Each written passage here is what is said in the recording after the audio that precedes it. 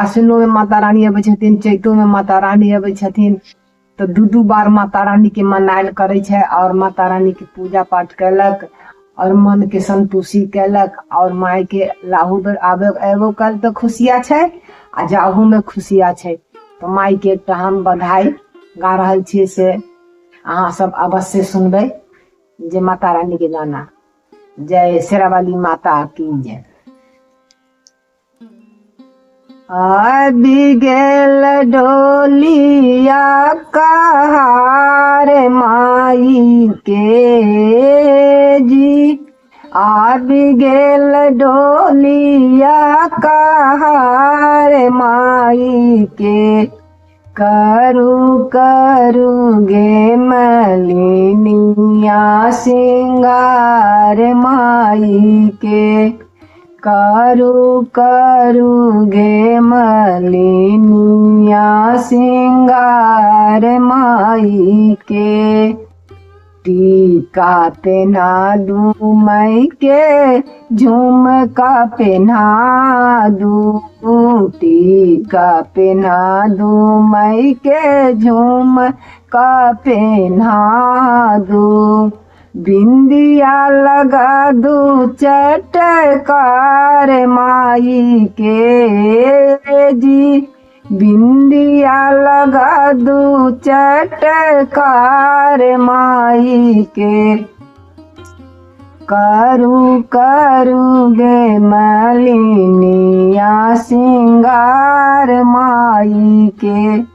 करू करू गे मलिनिया सिंगार माई के। आ गईल डोलिया कहार माई के। आ गईल डोलिया कहार माई के।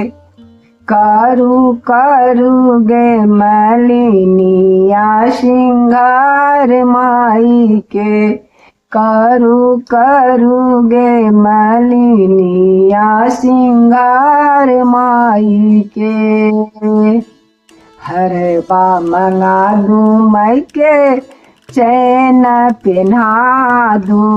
हरबा पहना दू माई के, चैन पहना दू।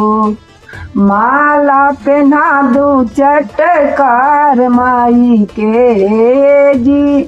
माला पहना दू चटकार माई के। करू करू गे मलिनिया सिंगार माई के। करू करू गे मलिनिया सिंगार माई के। आबि गेल डोलिया कहार माई के जी। आबि गेल डोलिया कहार माई के। करू करू गे मलिनिया सिंगार माई के। करू करू गे मलिनिया सिंगार माई के। चूड़िया पहना दू माई के, कंगना पहना दू। चूड़िया पहना दू माई के, कांच कंगना पहना दू। मेहंदी लगा दू चटकार माई के जी। मेहंदी लगा दू ललदार माई के। करू करू गे मलिनिया सिंगार माई के। करू करू गे मलिनिया सिंगार माई के। पायल पहना दू माँ के, बिछुआ पहना दू। पायल पहना दू माँ के, बिछुआ पहना दू। माहर लगा दू ललदार माई के जी। माहर लगा दो चटकार माई के। करू करू गे मलिनिया सिंगार माई। करू करू गे मलिनिया सिंगार माई के।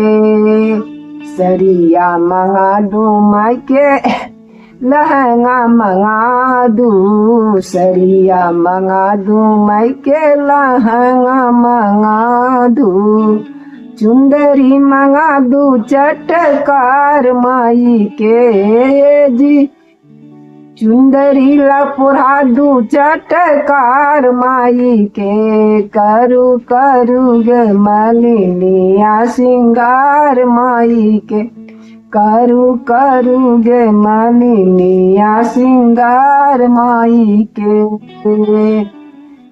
जय शेरावाली माता की जय।